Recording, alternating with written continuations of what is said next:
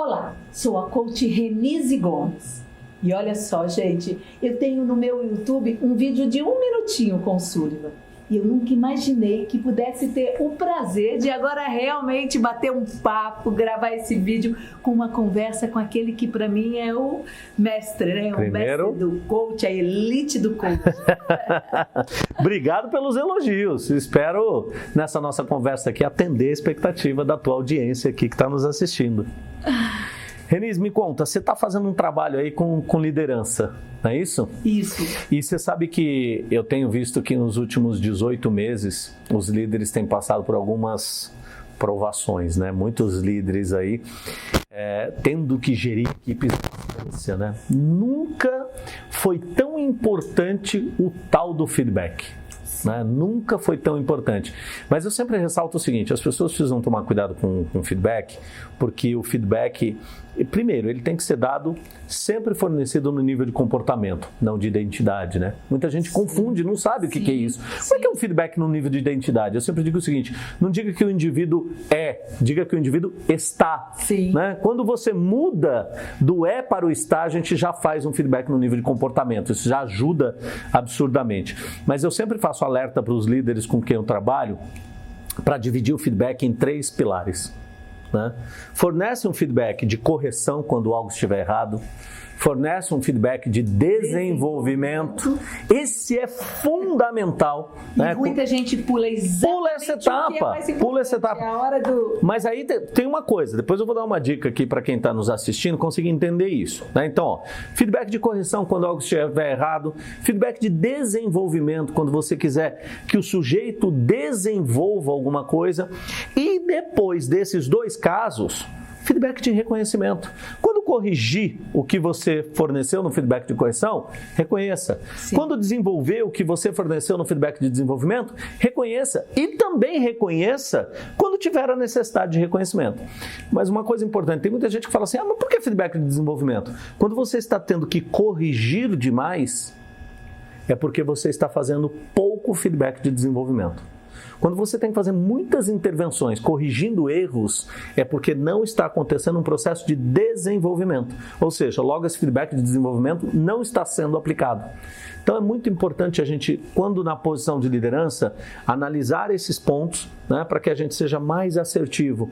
Eu vejo muitos líderes, Renise, a gente atende não só governo, mas empresas de médio e grande porte, multinacionais também. E a gente observa o seguinte, muitos líderes, eles terceirizam a responsabilidade de desenvolver o liderado para o RH. Amigo, se você é gestor de uma equipe, a responsabilidade em desenvolver essas pessoas é sua. Agora também você pode, eu vejo muitos líderes perguntar assim, quando o liderado não quer ser desenvolvido? Quando ele não quer ser desenvolvido, aí é uma outra história, né?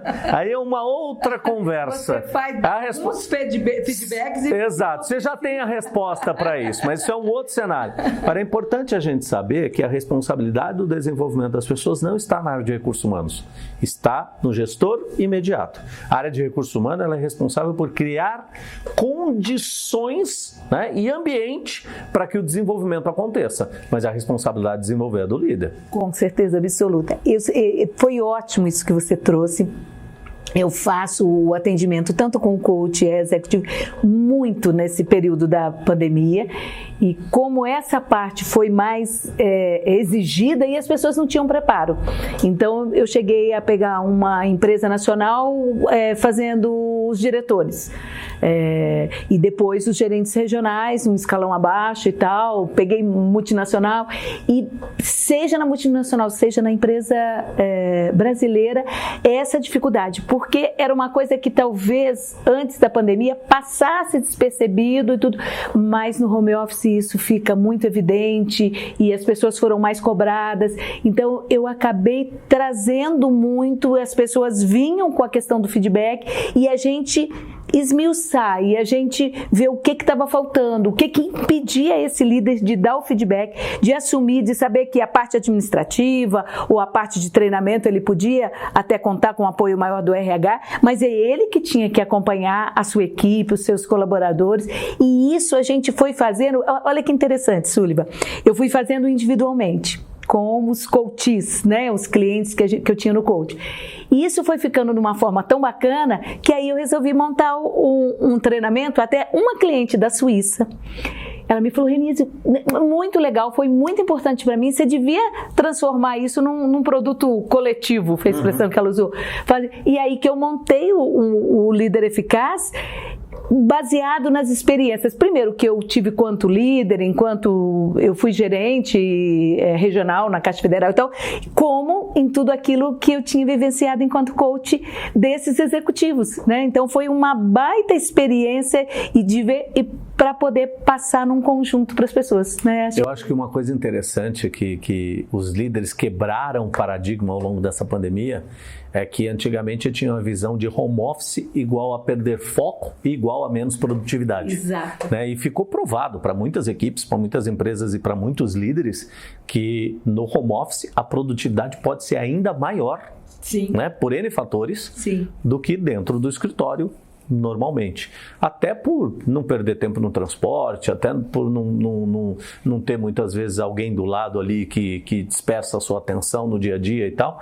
Então o home office, quando feito de maneira correta, adequadamente, claro que tem uma série de pontos aí a serem observados, a produtividade ela tende a aumentar. Então a produtividade aumentando, naturalmente mais resultados. Então muitos líderes hoje, que antigamente tinham o paradigma do home office igual em produtividade, hoje eles têm o paradigma de que o home office é igual a mais produtividade. Agora, claro que naturalmente ele precisa arregaçar as mangas e precisa fazer uma gestão muito mais próxima, estando distante. Isso é que é curioso. É isso que veio, exatamente, né? Exatamente como ele precisa fazer essa gestão mais próxima, ele precisa dar um feedback mais eficaz, ele precisa acompanhar para que a coisa realmente flua. Perfeito. Né? Agora vamos combinar, essa proximidade, ela sempre foi exigida, ela nunca foi executada. Isso é, né? Verdade. Não é nada novo. Verdade. Então a pandemia só veio aí para, de uma certa forma, fazer com que o indivíduo acordasse e percebesse que se não fizesse uma gestão próxima, dificilmente teria resultados. E aí acelerou esse processo, que é legal, a gente sente isso, como a própria tecnologia. Dizem que a gente demoraria uns 5 anos para chegar no nível tecnológico. Eu acredito, sinceramente, eu não acredito em 5 anos, eu acredito mais. Eu acho que o avanço em termos de consciência tecnológica, vamos chamar assim, sim, que o indivíduo veio ganhando nos últimos 12 meses, eu acho que a gente levaria uns 10 anos para chegar nesse nível. Acelerou absurdamente. Até as crianças, né? Se você pegar as crianças nas aulas online e tal, eu acho que evoluiu absurdamente, sabe? A coisa foi para um outro nível e veio junto com isso muitos ganhos. É inevitável falar que a pandemia trouxe centenas e milhares de prejuízos. Todos nós sabemos disso, falar disso é chover no molhado. Mas eu acredito que trouxe muitos ganhos também do nível de desenvolvimento, não só voltado para a tecnologia, mas de consciência também do indivíduo. E a de consciência é a mais importante de todas, né? Então, eu acho que é o momento disso, de aproveitar essa consciência e de evoluir. Sem dúvida alguma. Legal, muito obrigada, Sullivan. Eu que agradeço. Muito sempre bom. Que estiver por aqui, gravamos. Ótimo.